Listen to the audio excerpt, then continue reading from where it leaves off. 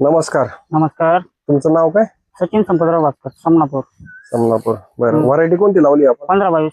15-22. 15-22. कधीची लागवड आहे? हे 31 मार्च. 31 मार्च.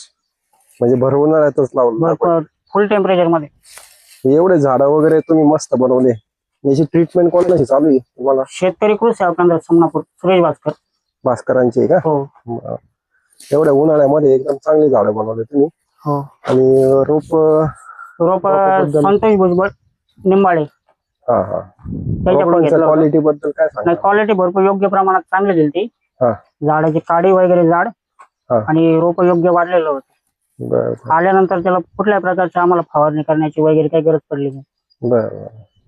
बाकी शेतकऱ्यांना काय सांगू इच्छिता तुम्ही?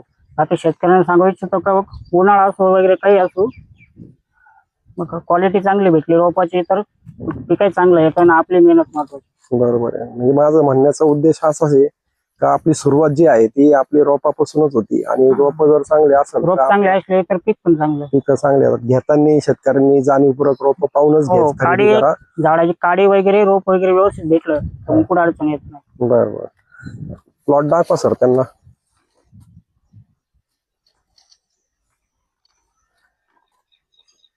झाडं दाखवा, झाडं तिला पुढे जाऊन.